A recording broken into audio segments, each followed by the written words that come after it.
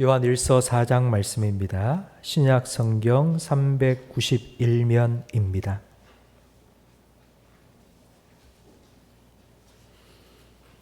요한일서 4장 16절부터 21절까지 저와 성도님들 한 절씩 번갈아 가며 읽겠습니다. 하나님이 우리를 사랑하시는 사랑을 우리가 알고 믿었노니 하나님은 사랑이시라.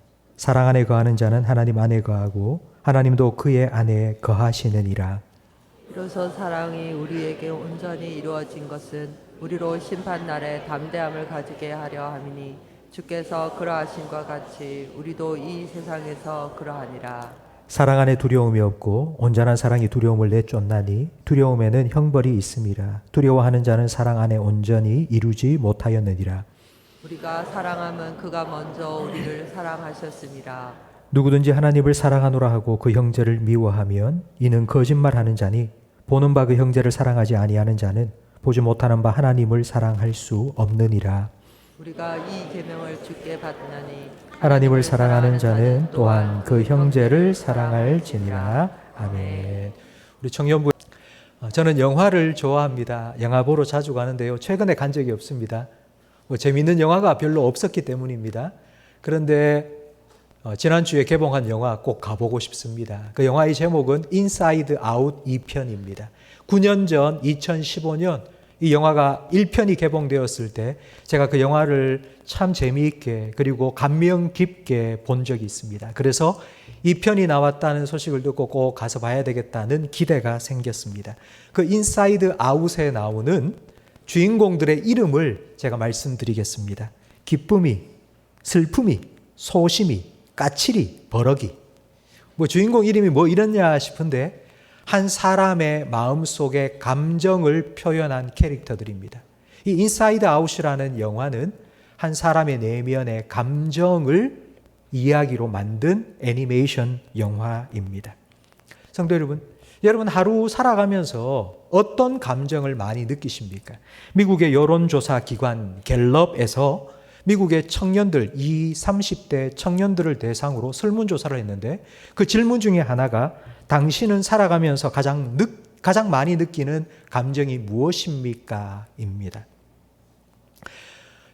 그 응답자의 60%가 내가 가장 많이 하루를 살면서 느끼는 감정이 두려움이라고 대답했습니다.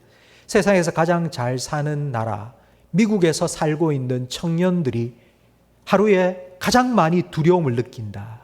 여러분, 이 설문조사의 결과가 좀 의아하지 않습니까? 왜 우리는 두려움을 느끼며 살아가는 걸까요? 성경에 제일 먼저 두려움이 등장하는 구절은 창세기 3장 10절 말씀인데요. 우리 화면을 보면서 함께 읽겠습니다. 이르되 내가 동산에서 하나님의 소리를 듣고 내가 벗었으므로 두려워하여 숨었나이다. 하나님이 먹지 말라 한 선악과를 따먹은 아담이 하나님께서 부르실 때에 두려워한 것입니다. 이 두려움은 하나님께서 처음부터 넣어주신 감정이 아니라 죄를 지은 인간이 하나님 앞에서 느낀 감정입니다. 그런데 벌거벗었기 때문에 두렵다고 말합니다. 제가 지금 이 강단에서 벌거벗고 서 있다면 제가 어떤 감정을 느낄까요? 수치심입니다. 부끄러움입니다. 두려움이 아니라 수치스럽고 부끄럽다는 감정을 느껴야 됩니다. 그런데 왜 아담은 벌거벗었기 때문에 하나님 앞에서 두려움을 느꼈을까요? 하나님께서는 이 선악과를 먹으면 죽으리라 말씀하셨습니다. 성경이 말하는 죽음은 하나님과의 단절입니다. 하나님과 단절된다는 것은 하나님 없이 살아가야 된다는 뜻입니다. 아담이 두려움을 느낀 이유가 이것입니다. 이제 내가 하나님 없이 나 혼자 살아가야 된다. 거기에 두려움을 느낀 것입니다. 살아가면서 사람이 가장 많이 느끼는 감정이 두려움인 이유가 무엇인지 우리는 이 창세기 말씀을 통하여 깨닫게 됩니다. 우리가 살면서 느끼는 두려움을 크게 세 가지로 구분할 수 있습니다. 첫 번째는 다른 사람과의 관계 속에서 느끼는 두려움, 그리고 내가 하는 일에 관해서 느끼는 두려움, 그리고 세 번째는 하나님 앞에서 느끼는 두려움이 있습니다. 사람은 관계적인 동물입니다. 동물은 태어나자마자 자기 스스로 벌떡 일어나서 먹을 걸 찾아다니지만 사람은 절대로 혼자 생존할 수 없습니다. 부모님과 같은 보호자의 돌봄을 받아야 살아갈 수 있습니다. 배고파서 기저귀가 축축해서 뭔가 불편해서 응애 하고 울면 엄마가 손살같이 달려와서 먹여주고 기저귀 갈아주고 그리고 보살펴 줍니다. 이렇게 아이들이 자라가면서 아이들은 자기가 세상의 중심이라고 착각합니다. 그러다가 4살이 되고 5살이 되면 그때부터 생전 들어보지 못한 말을 듣게 됩니다. 안 돼! 하지 마! 그런 말을 딱 듣는 순간 아이들은 거절감을 느낍니다. 지금까지는 자기가 해달라는 걸 모든 걸 다 해주었습니다. 그런데 이제부터는 안 된다, 하지 마라 하니까 막 땡깡을 부립니다. 넘어져서 막 울기도 합니다. 그래서 우리는 그런 아이들을 미운 5살이라고 부릅니다. 안 돼, 하지 마! 라고 말한 다음 부모는 반드시 왜 안 되는지에 대해서 설명을 해 주어야 합니다. 만약 그런 설명을 해 주지 않으면 아이들 마음속에는 거절감의 상처가 생기기 때문입니다. 그리고 안아주어야 합니다. 내가 너에게 거절한 건 너의 행위이지 너의 존재는 아니야. 너의 행위는 내가 싫어해도 너 존재 자체는 내가 너를 사랑한단다. 너를 받아준단다. 그런 마음으로 꼭 안아주어야 합니다. 아이들은 이렇게 성장통을 거치면서 자라갑니다. 지구가 중심이 아니라 태양이 중심이듯이 이때까지는 내가 중심인 줄 알았는데 내 중심으로 세상이 돌아가는 줄 알았는데 그렇지 않다는 걸 아이들은 배워갑니다. 내가 원하는 걸 다 하며 살아야 된다가 아니라 다른 사람도 원하는 게 있고 다른 사람이 원하는 걸 해줘야지 나도 편하다는 것을 배워갑니다. 이렇게 아이들이 자라갑니다. 함께 살아가는 법을 배웁니다. 그런데 지금 이 자리에 계신 성도님들의 부모님들 잘 살아보세요 노래를 부르며 새마을 운동을 하면서 먹고 사는 일에 정말 바쁘다 보니 자녀들을 키우면서 하지마 안 돼! 라고 말한 이후에 왜 안 되는지 설명해 줄 시간도 없고요. 그리고 안아줄 여력도 없었습니다. 그래서 지금 이 자리에 계시는 많은 성도님들, 이 시대를 살아가는 많은 사람들이 거절받은 상처와 두려움을 안고 살아가고 있습니다. 난 아닌 것 같은데 라고 생각하시는 분이 분명히 계실 텐데요. 거절감의 상처와 거절받을 두려움을 안고 살아가는 사람의 특징을 설명해 드리겠습니다. 내가 늘 부족한 것 같아요. 내가 늘 부족한 것 같아서 이런 부족한 나를 사람들이 좋아해 주지 않을 것 같아요. 그래서 내가 완벽한 사람이 되려고 무진장 애를 쓰고 노력을 하는데 그러면 그럴수록 더 내가 부족하다는 게 더 여실히 드러나요. 다른 사람의 도움을 좀 받고 싶은데 도와달라고 말했다가 거절당할까 봐 두려워서 아무 말도 못합니다. 그러면서 점점 삭개오처럼 담을 쌓고 삽니다. 세상과 담을 쌓고 남들과 담을 쌓고 혼자서 끙끙 앓으며 살아가고 있습니다. 혹시 여러분 그렇지 않습니까? 어떤 사람은 정반대의 증상이 나타납니다. 거절받을 두려움을 분노로 표출을 합니다. 내가 의견을 냈는데 그 의견에 반대를 하면 나를 반대한다고 생각을 해서 화를 버럭버럭 냅니다. 의견에 반대한 것 뿐인데 나를 반대하고 나를 싫어하고 나를 무시한다고 생각해서 그렇게 화를 내는 것입니다. 여러분 그렇지 않습니다. 이런 현상이 일어나는 이유가 다 거절받을 두려움이 우리 마음속에 있기 때문입니다. 두 번째 두려움은 바로 실패에 대한 두려움입니다. 우리는 뭔가를 하며 살아갑니다. 그냥 먹고 자고 사는 게 아닙니다. 우리는 반드시 뭔가를 합니다. 왜냐하면 하나님께서 사람을 만드신 후에 생육하고 번성하라고 명하셨기 때문입니다. 우리가 하는 일이 잘 될 때도 있고 안 될 때도 있습니다. 우리가 하는 일들이 전부 다 잘 되면 얼마나 좋겠습니까? 그러나 에덴을 떠난 이후 사람이 땀 흘려 수고해도 열매를 따는 게 아니라 가시덤불과 엉겅퀴가 자꾸 솟아납니다. 일이 잘 되면 기쁘고 일이 안 되면 힘들고 아픕니다. 연애에 실패하면 아프죠. 취업에 실패해도 너무 힘듭니다. 이건 당연한 것입니다. 이렇게 한 번, 두 번 실패의 아픔을 경험하다 보면 실패에 대한 두려움이 가득 찹니다. 내가 이걸 시작했다가 또 실패하는 거 아닌가? 두렵습니다. 그래서 새로운 일을 시도조차 하지 않습니다. 왜? 실패하기가 두려워서. 아예 시도조차 하지 않습니다. 성도 여러분, 여러분 어떻습니까? 여러분 어떤 일을 시작할 때 잘 될 것 같아 이런 생각을 하고 시작하십니까? 아니면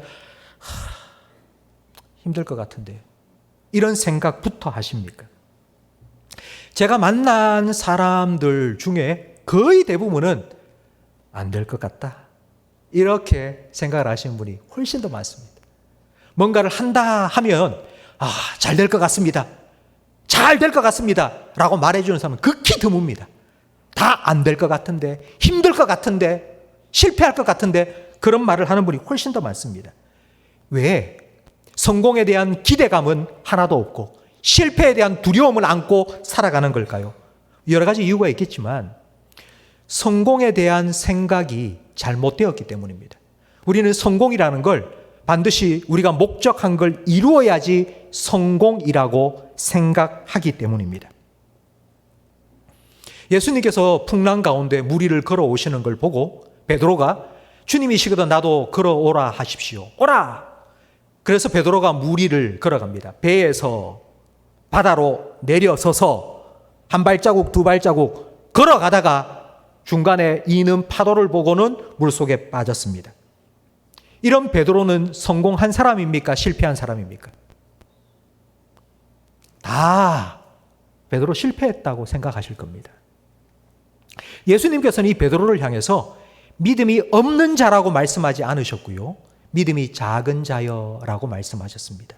베드로는 믿음이 없는 불신자가 아니라 믿음이 있었습니다. 그러나 믿음이 작았습니다. 이 사건을 통해서 베드로의 작은 믿음은 큰 믿음이 되도록 성장하는 계기가 되었을 것입니다. 저는 베드로가 실패한 것이 아니라 그만큼 배에서부터 내려서서 그리고 중간까지 걸어가는 절반의 성공을 한 사람이라고 생각합니다. 세 번째 두려움은 바로 죽음에 대한 두려움입니다. 죽는 것 자체에 대한 두려움이라기보다는 이 죽음이라는 건 우리 인생을 마무리하는 순간입니다. 그래서 사람에게는 이 죽음에 대한 두려움이 있습니다. 그 두려움은 이런 겁니다. 내 평생을 내가 이제 죽음을 앞두고 생각해 보니 내 평생 살아온 게 내가 왜 이리 살아왔을까? 너무 후회스럽다. 이렇게 내 인생을 마칠까봐 두려워합니다. 심리학자인 에릭 에릭슨은 인간의 발달 과정을 8가지 단계로 구분했습니다. 그 마지막 8번째 단계가 바로 노년기인데 그 노년기는 완성과 절망으로 나뉘어집니다. 어떤 사람은 자기 인생을 돌아보니 잘 될 때도 있었고 힘들 때도 있었고 잘한 일도 있고 잘 못한 일도 있고 그런데 그 나름대로의 어떤 의미가 있었고 그런 힘들고 어려운 일을 통과하면서 내가 성장하고 성숙했다. 그래서 내 인생이 참 의미 있고 난 잘 살았다. 이렇게 자기의 삶을 완성시키는 사람도 있지만 어떤 사람은 내 인생을 돌아보니 내가 왜 이렇게 살았나? 너무 절망스러운 거예요. 그렇게 인생을 마무리하는 사람들도 있다고 에릭 에릭슨은 말하였습니다. 저는 이 에릭슨의 마지막 2단계, 노년기의 마지막 죽음 앞에 서서 자기의 삶을 돌아보며 내리는 이 2가지를 보면서 우리 예수 믿는 사람들은 이걸 심판이라고 하지 않습니까? 하나님 앞에 서서 하나님께서 과연 내 삶을 어떻게 보시고 하나님께서 나를 어떻게 평가하실까? 그 하나님 앞에 서는 것에 대한 두려움이 우리에게 있지 않습니까?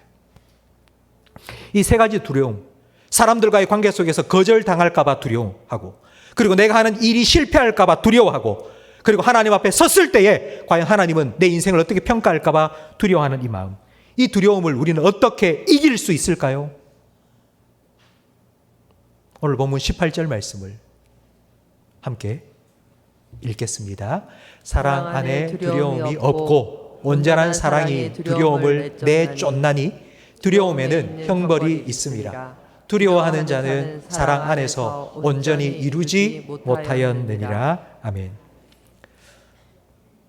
18절 말씀은 두려움과 사랑이 우리에게 있는데 사랑을 온전히 이루어야지만이 두려움이 쫓겨간다 말씀합니다. 그런데 지금 우리가 살아가는 이 세상 가운데 어떤 사람들은 두려움을 굳이 내쫓을 필요가 없다고 말합니다. 왜냐하면 두려움이라는 것이 우리로 하여금 노력하게 만들고 성장하고 발전하게 만드는 원동력이 되기 때문이라고 생각하기 때문입니다.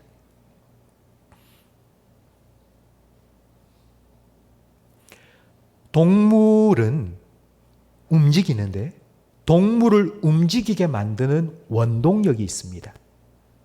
동물을 움직이게 만드는 원동력을 우리는 본능이라고 말합니다.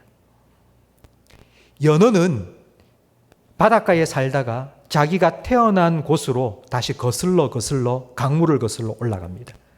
연어는 회귀 본능이 있습니다.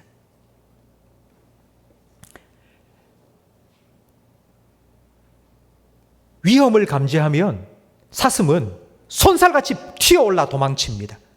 바로 보호 본능이 있기 때문입니다. 식물을 키우면 식물은 늘 창가 쪽으로 기울어 자랍니다. 햇빛을 더 많이 받고 싶은 주광 본능이 있기 때문입니다. 그렇다면 사람은 무엇에 따라 움직일까요? 사람을 움직이는 동력은 두 가지가 있습니다. 두려움과 사랑입니다.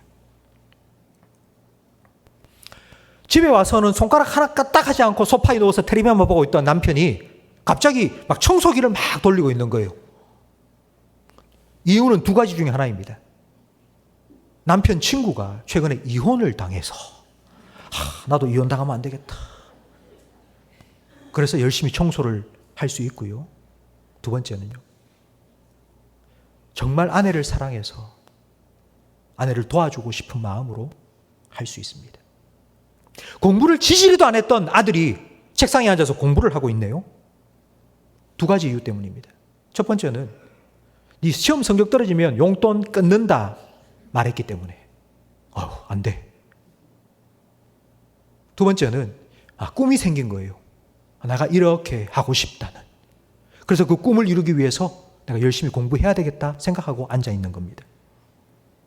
성도 여러분 교회에 오셨으면 예배를 드립니다. 여러분이 교회에 와서 예배를 드리는 이유도 두 가지가 될 수 있습니다. 첫 번째는 예배에 빠지면 뭔가 찝찝한 게 다음 한 주간 살 때 뭔가 안 좋은 일이 생길 것 같기도 하고 그래서 교회 와서 예배를 드려야지 할 수도 있고요. 두 번째는요. 지난 한 주간 내 삶을 돌아보니 하나님 은혜가 너무 감사한 거예요. 그래서 하나님께 감사함으로 예배를 드리고 싶어서 올 수도 있습니다. 이혼 당하지 않으려고, 용돈 끊기지 않으려고, 그리고 안 좋은 일이 생길까 봐 두려워해서 뭔가를 하는 걸 성경은 율법주의적이라고 표현합니다. 이 율법주의의 목적은 한 가지입니다. 오늘 본문 18절에 나온 것처럼 두려움은 형벌이 따른다 하는 말씀대로 바로 벌을 받지 않는 것입니다. 벌을 받지 않는 게 목적이기 때문에 딱 한계를 꺼놓은 겁니다. 나는 벌만 안 받으면 돼. 벌만 안 받을 정도로 딱 하고 나면 더 이상 하지 않습니다. 그렇기 때문에 율법을 따라 살아가는 사람에게는 더 이상의 성장도 발전도 관계가 깊어지는 것도 없습니다. 벌만 안 받으면 되기 때문입니다. 이런 두려움으로 살아가는 것이 아니라 그 두려움을 이길 수 있는 방법이 바로 사랑이라고 말씀합니다. 그 사랑이 무엇인지를 요한 1서는 계속하여 말씀하고 있죠. 하나님이 사랑이라고. 사랑은 여기에 있으니 우리가 사랑한 것이 아니라 하나님께서 우리를 먼저 사랑하셨다고. 하나님께서 우리를 사랑하셔서 자기 하나밖에 없는 아들을 십자가 위에 내어주셨다고. 그것이 하나님의 사랑이라고. 하나님은 그렇게 사랑하셨다고. 그 사랑 안에 거하는 자가 두려움을 이길 수 있다고 말씀하고 있습니다. 우리가 살아가면서 제일 많이 느끼는 두려움이라는 감정, 세 가지를 말씀드렸습니다. 거절당할까 봐 두렵고, 실패할까 봐 두렵고, 죽음에 대해서 심판을 받을까 봐 두렵습니다. 예수님께서는 정말 많은 거절을 당하셨습니다. 자기 민족 유대인들로부터 얼마나 거절당하셨습니까? 3년 동안 함께 먹고 자고 했던 제자들로부터 거절당하셨습니다. 가룟 유다는 예수님 배신했고요. 그리고 자기가 가장 아끼는 제자 베드로는 3번이나 예수님을 모른다고 부인했습니다. 만약 예수님께서 그렇게 거절당하셨을 때에 너무나도 거절받는 상처가 커서 예수님도 네가 나를 모른다고 나도 너 몰라 하셨다면요, 우리가 그런 예수님을 어떻게 믿을 수 있겠습니까? 상처를 받은 대로 나도 너 상처 주겠다고 예수님 우리와 똑같이 그렇게 하셨다면 우리가 그 예수님을 어떻게 믿을 수 있겠습니까? 그러나 예수님은 마지막 식사 때에 허리에 수건을 두르고 대야에 물을 받아서 자기를 팔아먹을 유다의 발을 씻겨 주셨고요. 3번이나 모른다고 부인할 베드로의 발도 씻겨 주시면서 끝까지 예수님은 사랑하셨습니다. 그 예수님께서는 그 사랑으로 저와 여러분도 사랑하십니다. 예수님께서 여리고에 가실 때, 여리고 성에 들어가셨을 때 예수님이 오신다는 소식을 들은 수많은 사람들이 예수님을 보기 위해서 몰려들었습니다. 그런데 예수님의 시선은 딱 한 사람에게 머물렀죠. 그 사람 이름이 바로 삭개오입니다. 삭개오는 사람들에게 손가락질 당했던 사람이죠. 세리장이었기 때문에 세금을 수탈했습니다. 사람들은 다 삭개오를 매국노라고, 수존노라고 욕하고 손가락질했습니다. 그러나 예수님께서는 삭개오에게 오늘 내가 너의 집에 가겠다. 예수님의 그 말 한마디에 삭개오의 마음이 활짝 열렸습니다. 예수님의 사랑이 폭포수와 같이 삭개오의 마음속으로 확 밀려 들어갔습니다. 마음이 열리자 삭개오의 금고도 열렸고 창고도 열렸습니다. 삭개오의 마음이 열리고 금고가 열리고 창고가 열리자 그 마음속으로 수많은 사람들이 들어온 거예요. 사람들이 삭개오를 거절할 때, 사람들이 삭개오를 욕할 때, 왕따시킬 때, 그래 나도 너 필요 없어. 난 돈만 있으면 돼. 담을 쌓고 벽을 세워서 자기 혼자 그렇게 살았는데 예수님의 사랑이 그에게 다가오자, 예수님의 사랑으로 그의 마음이 활짝 열리자 네가 나를 거절해도 괜찮아. 내가 너 사랑할게. 내가 나누어 줄게. 내가 베풀게. 4배나 갚을게. 그렇게 회복이 일어난 것입니다. 성도 여러분, 여러분이 함께 신앙생활하고 살아가는 우리 교회 성도들 중에 혹시 여러분을 향하여서 거절을 하고 있는 사람이 있습니까? 여러분에게 왕따 시키는 사람이 있습니까? 내가 듣지도 않아야 될 말을 여러분에게 하는 사람이 있습니까? 은근히 따돌리는 혹시 그런 사람이 혹시 여러분에게 있습니까? 너무 억울해서 정말 혹시 그런 사람이 혹시 여러분에게 있습니까? 나도 그렇게 갚아줘야지. 나도 저 인간 무시해야지. 나도 저 사람 따돌려야지. 나도 내 친한 사람 만들어서 저 사람에 대해서 욕하고 저 사람에 대해서 험담하고 왕따시켜야지. 여러분, 이런 마음, 이런 생각이 들 때가 있지 않습니까? 여러분, 그때 여러분 예수님 앞에 다시 나가십시오. 예수님의 십자가 앞에 서십시오. 예수님께서 어떻게 나를 사랑하셨는지 기억하십시오. 예수님의 그 사랑이 다시 내 마음속에 부어지도록 여러분 기도하십시오. 성령으로 말미암아 그 사랑으로 다시 내 마음속에, 그럼에도 불구하고 그 사람을 이해하고 용납하고 품고 사랑할 수 있도록 해달라고. 내가 너를 사랑한 것처럼 너도 사랑하라 하신 주님의 그 계명에 순종할 수 있도록 주님의 사랑을, 그 사랑의 능력을 나에게 달라고 여러분 십자가 앞에서 기다리시고 기도할 수 있기를 주님의 이름으로 축원합니다. 실패에 대한 두려움을 이길 수 있는 것도 사랑입니다. 제가 최근에 우리 교회에 처음 온 청년, 그분은 신앙생활을 우리 교회에서 처음 한 거예요. 물어봤습니다. 교회에 왜 오게 됐냐고. 요즘 직장 구하는 게 너무 힘들어서, 취직이 안 돼서 너무 힘들다. 그래서 교회에 좀 오게 되었다는 거예요. 너무 마음속에 걱정과 염려가 많아서, 그래서 교회에 오게 되었다. 그래서 제가 물었습니다. 그래, 교회에 와서 혹시 취업이 잘 됐냐? 아니라는 거예요. 근데 그분이 하는 말이, 교회에 오니까 일단 마음이 너무 편해졌다고 말씀하시는 거예요. 교회에 오신 분들에게, 새가족들에게 물어보면 거의 대부분의 새가족들이 똑같이 하는 말이 있습니다. 교회 오니까 마음이 평안하다. 여러분, 왜 교회 오면 마음이 평안할까요? 우리가 교회 와서 하는 일이 예배입니다. 예배는 하나님 찬양하고 하나님께 기도하고 하나님 말씀을 듣는 시간입니다. 한마디로 말해서 예배는 하나님을 바라보는 것이고 하나님께 우리의 시선을 맞추어 가는 시간입니다. 예배는 세상 만나는 광고도 없고 나를 사랑하시는 하나님, 자기의 독생자 예수님 아낌없이 나를 위해서 내어주신 바로 그 하나님으로 채우는 시간입니다. 여러분, 이 예배에 성공해야지 우리의 믿음의 시력이 회복됩니다. 예배를 통해서 하나님을 바라보는 믿음의 시력이 회복되어야지 하나님을 통해서 나를 바라볼 수 있는 눈도 뜨입니다. 우리는 그전에는 세상을 통해서, 세상 사람들을 통해서 자꾸 나를 본 거예요. 세상 사람들이 보는 나가, 너는 그래서 안 돼. 세상 사람들이 자꾸 비교합니다. 자, 너 누구 봐? 네 옆집에 누구 좀 봐. 늘 세상은 다른 사람과 비교해서 나를 보면서 너는 안 된다고, 너는 실패할 거라고. 근데 하나님을 통해서 나를 보면요, 하나님께서는 우리에게 이렇게 말씀하시는 거예요. 내가 너를 사랑한다. 내가 너를 기뻐한다. 내가 너를 위해서 내 아들까지도 아낌없이 내어주었다고. 여러분, 세상에 살아가는 성도들의 삶이 너무 치열합니다.